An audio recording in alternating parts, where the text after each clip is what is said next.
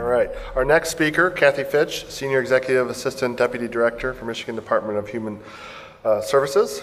Kathy provides direct support to the Deputy Director of Fraud and Recruitment in managing the administration and all the complexities that comes with that. Kathy has provided leadership and project management for initiatives with statewide impact, including strategic planning, leadership development, organizational development, civil engagement, conflict resolution, and the expansion of the Michigan Bridges online applications for benefits. So go ahead and Kathy holds a bachelor's degree in psychology from the University of Montana and a master's in social work with a focus in management of human services from the University of Michigan.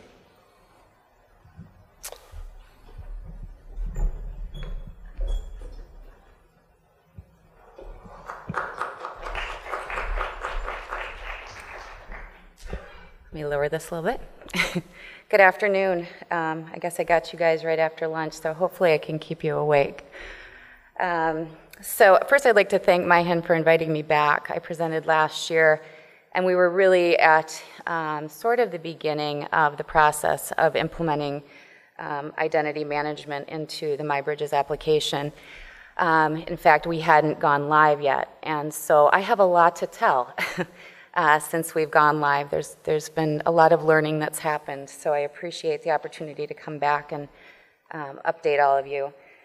But for those of you who weren't here last year and maybe who aren't familiar with our pilot, I did want to kind of do a brief overview for you. In October of 2013, the then Department of Human Services was awarded a cooperative agreement from the National Institute of Standards and Technology to implement an identity verification and authentication solution in our MyBridges online application for public benefits. So this is just a screenshot of our MyBridges application homepage. MyBridges is, as I said, an online application for public benefits. So Michigan citizens can go to MyBridges and apply for any number of public benefits, including food assistance, child daycare, cash assistance, emergency relief. So really the full array of benefits that are available to low-income Michigan citizens. In addition to that, there's a functionality, the far right blue button called View My Case, and that's a place where individuals who are already receiving benefits can go and manage information.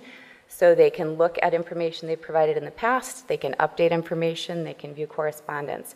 So that's a component of MyBridges where we actually have a lot of personal information, and I'll get to that later and how this solution works with that particular functionality.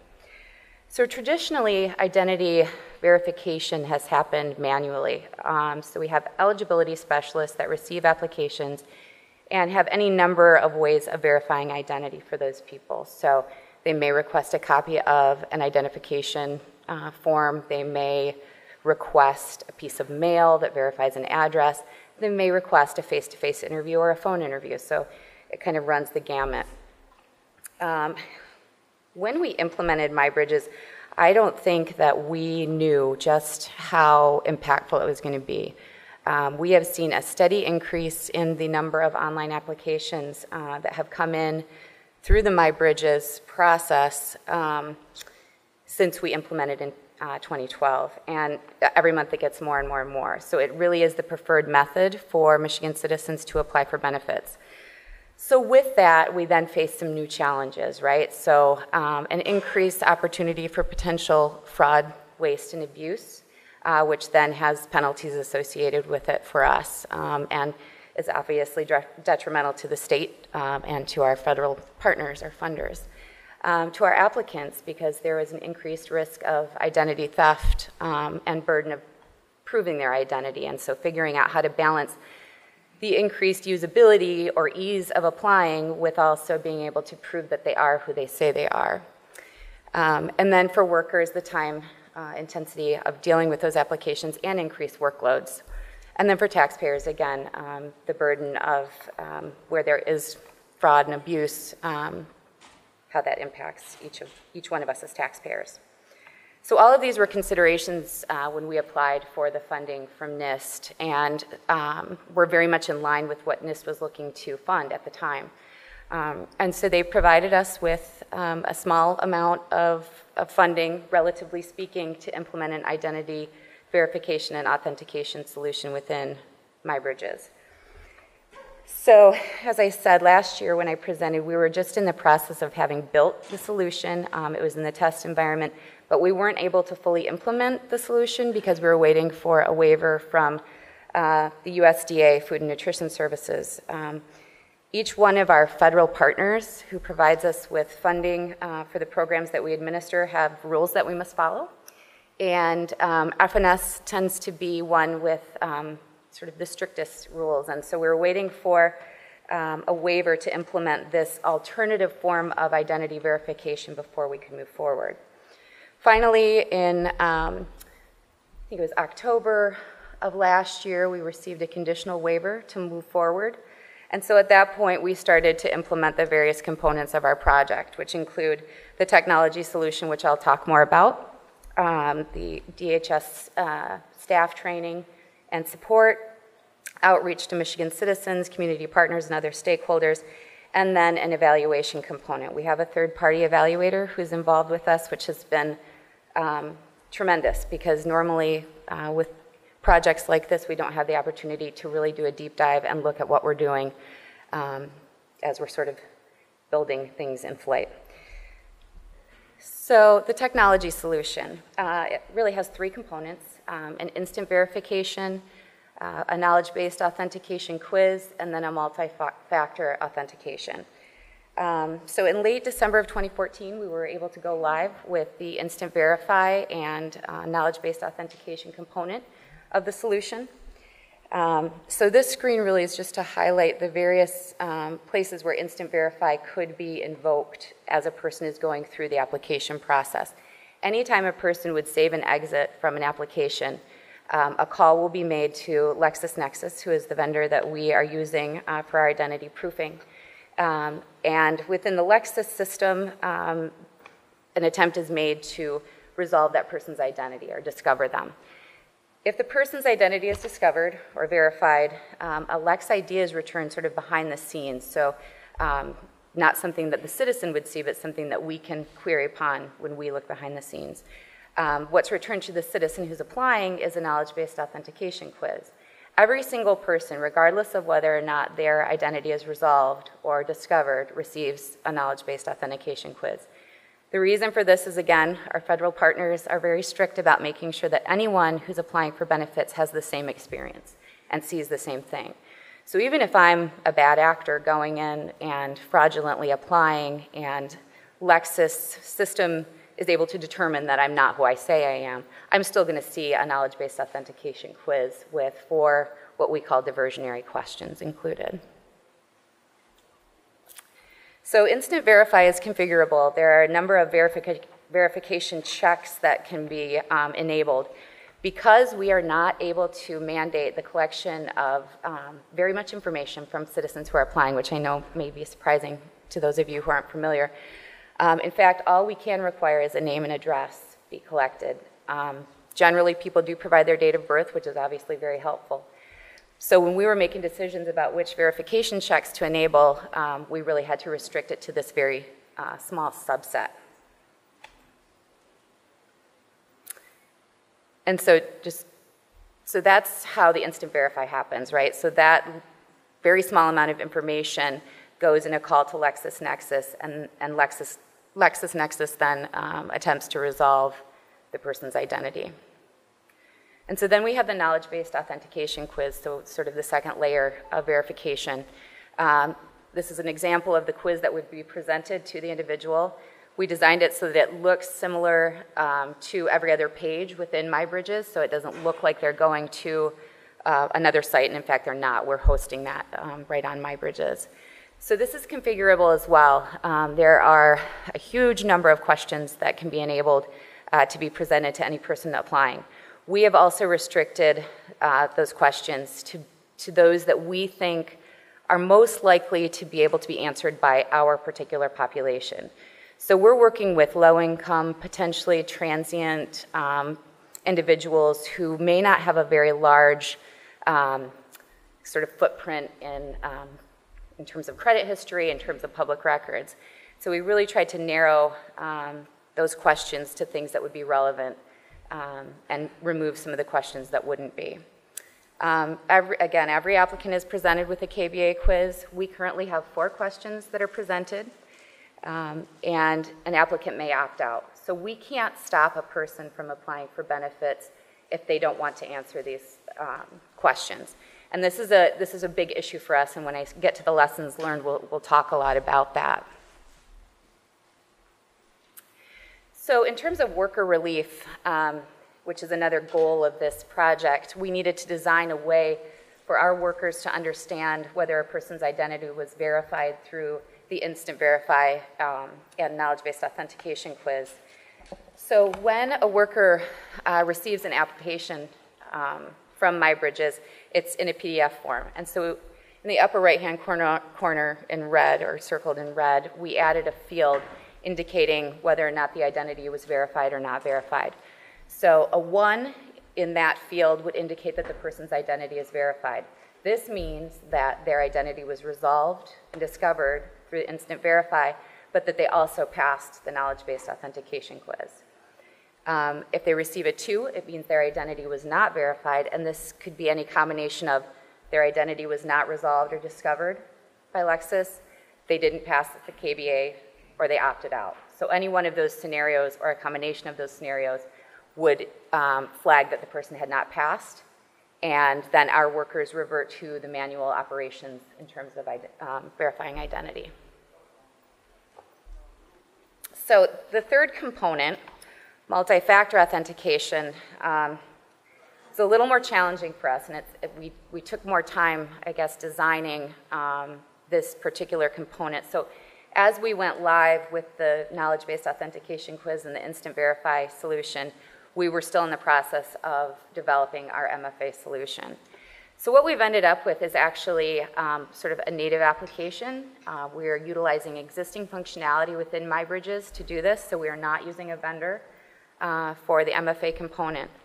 And again, we invoke this at the point when someone is coming back to MyBridges, when they're already receiving benefits, and they're coming in to make changes, to view correspondence, because again, there's a tremendous amount of personal information that can be seen when going into that component of MyBridges, including social security numbers, dates of birth, that sort of thing. So what we have decided to do is allow applicants or recipients to come in and determine their preference in terms of communication. So right now, we have the ability to use mobile phones for texting and email to invoke the multi-factor authentication. So individuals can provide their mobile number and their email address so that we can send them a one-time password. Now, what we know is that a huge number of our recipients don't provide that information, and so we're making a concerted effort to try to get them to provide it. We can't require it, but we're trying to, I guess, get across the message that this will make things easier for you moving forward. However, because we can't prevent someone from seeing their information, we sort of have a fail-safe of allowing them to use their security questions that they create at the beginning of the application process in order to have access to their information. So we also have the ability to confirm or verify a mobile phone. We don't have that ability with email addresses at this point, but we can confirm that the person has that mobile device in their hand at the time that they're choosing that to be their preference, and they would get a code to be able to verify that. And then ultimately, they would decide which form of multi-factor authentication they would want to utilize. Now, if they only provide a mobile phone, the email option wouldn't even be presented to them, and vice versa. If they provide both the mobile number and the email address, they would have both options, and also then the security questions as a third option. So that's our technology solution. We have not gone live with MFA at this point. We will be doing so at the end of the month. Because of some of the other challenges that we've experienced through the project, through the pilot, we've decided to wait and really want to make sure that our messaging around MFA is solid and understandable to not only our workers and our community partners who assist individuals in applying for benefits, but really to those who are going to be utilizing it, our recipients. So Metrics and evaluation. So as I stated, we're really lucky to have an evaluator on board with us. Research Triangle Institute has been on board with us since the beginning and continue to help us take a deep dive into the performance of the solution. We know that approximately 400,000 people have gone through the application process since we implemented the solution. So they've experienced the Instant Verify and the knowledge-based authentication. We also know that we have a higher than desirable number of people opting out. And we're really trying to get a handle and understand why that's happening. We have some hypotheses, some being that perhaps it's an education issue and we need to get back out and work with our local office staff so that they can message to clients who are applying that this is really in their benefit to complete the KBA, and that it can also potentially expedite benefit determination for them. So we are in the process of administering a survey to our local office staff and community partners who also assist with applications to kind of get a sense about what they're hearing from clients, if they're hearing concerns, but also what kind of advice are they giving to applicants when they're presented with the KBA, if those folks are getting questions about it. We also think that there may be some discomfort on the part of those who do help in assisting, because these KBA questions are very personal. These are out-of-pocket questions that really only that applicant should know. And so we need to understand sort of the physical space and how that's presented when a person is assisting a person in applying. And then we are doing bi-weekly meetings with our vendor and our evaluator to really, again, take a deep dive into performance. So we're looking at the individual questions and how people are performing on those, how often they're failing, when in the process people are opting out, if people are opting out more than once, that sort of thing. RTI is also administering a user survey. So since, I think it was about February, we've had an optional survey that applicants can opt in to participate in. They receive a link from RTI, and there's an incentive built into it. We have had over 18,000 responses, which is unprecedented for us. We try to run surveys all the time, and our response rate is generally abysmal. 3 people, exactly. And so 18,000 is tremendous. And so there's a really rich amount of information that we can utilize again, to move forward. And I'll talk about some of our planning that we're going to be doing and some of the course correcting that we're doing as a result of what we're learning. And then RTI is also receiving metrics and data from our field operations administration, data warehouse, so looking at application processing time, those sorts of things. So really the full array of what could be impacted by this solution. And then we'll also be running a worker survey to kind of get a more anecdotal picture of whether or not they believe that this solution is giving them some relief in terms of verifying identity and then moving an application forward. So lessons learned. I'm finally getting to why you guys invited me here, right? And the lessons learned are throughout. I mean, really, it's been from the beginning. Again, it sort of feels like we've been building this while we're in flight. Solution design.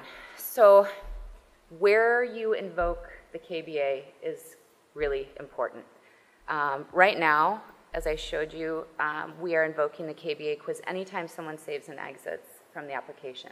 So it could be from the getting started screen right after they've just provided that very minimal amount of information.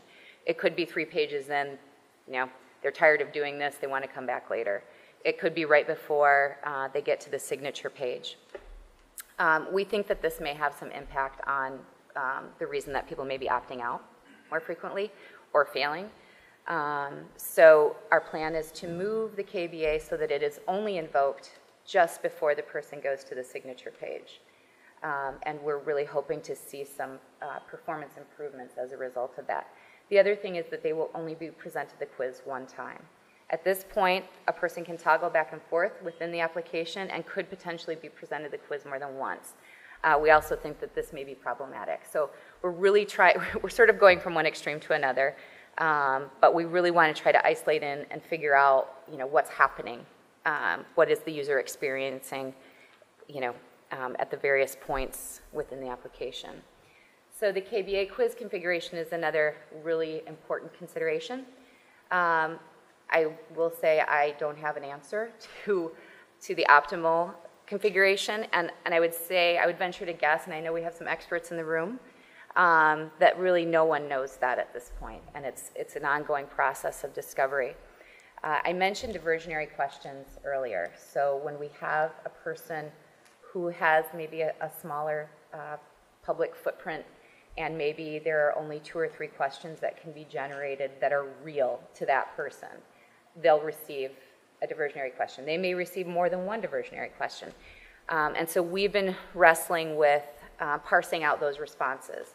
So if a person receives 3 or 4 diversionary questions, do we fail that person? Because we're not confident enough that that person really is who they say they are. So we're still kind of grappling with that business decision. But for individuals or organizations that are considering this solution, it's something to ask about. We actually didn't really discover the impact of this until we were pretty far into the process or the design. We didn't really understand the diversionary question sort of conundrum. So definitely something to consider. And then training. So we felt like we did a pretty good job of getting training materials out to our staff and communicating in a way that they would understand the importance of helping clients go through the quiz, and also we did the same with our community partners who assist with applications. We're going to revisit that because we do suspect that there may be some messages that have gotten mixed up, or potentially we have local office staff who help with applications and community partners who are saying it really doesn't matter, it's not going to affect your benefits, because it doesn't affect their benefits. They are going to be eligible or not regardless of what happens within the KBA quiz. And if workers feel like it moves them faster through the process, or it avoids confusion or discomfort.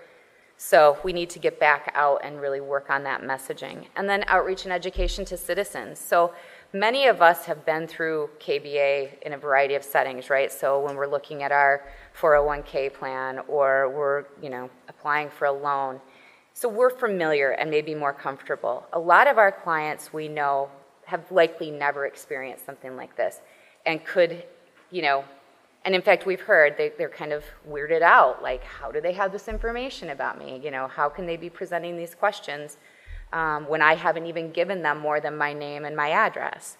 So again, messaging out in terms of letting them know that it's really privacy enhancing and security enhancing for the client.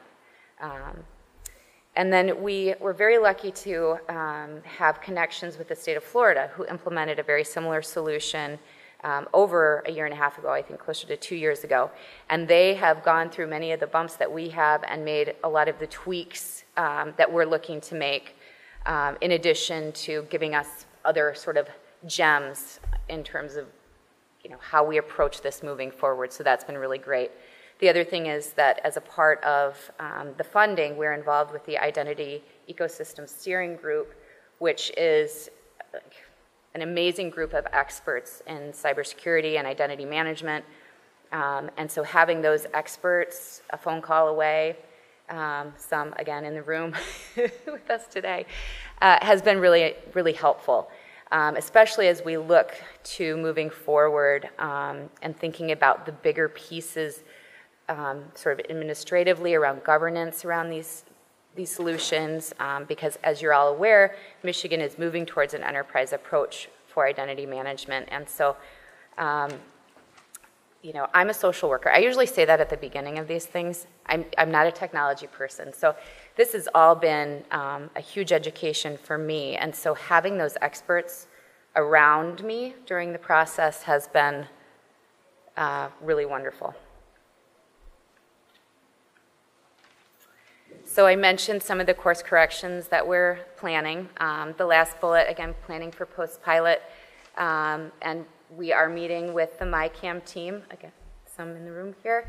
And we've had some really great meetings to date. And I think we're all really excited about what they can hopefully learn from our experiences, and sort of trading war stories as we go forward, and then ultimately really hoping to point to that solution and be part of that enterprise approach on the ground floor. So we're excited about it. And that's it. I'm sure I'm a little bit early, but I would love to take questions.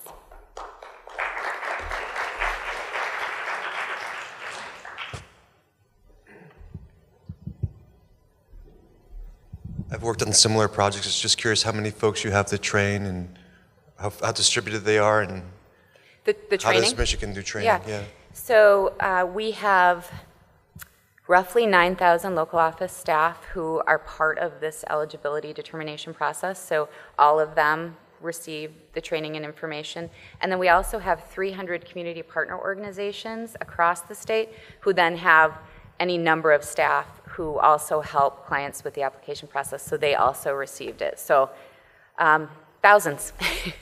Is it all remote training? Or It was all delivered via email, desk aid, so it wasn't like a live training. It was training pieces for them that they can use ongoing. So. But we may move towards something more hands-on.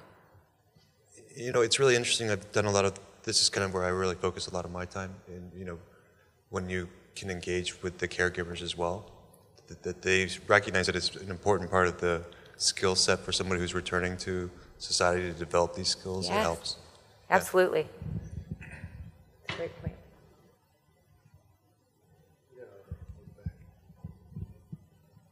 Any other questions? Hi, Catherine Sukish with MiHIN.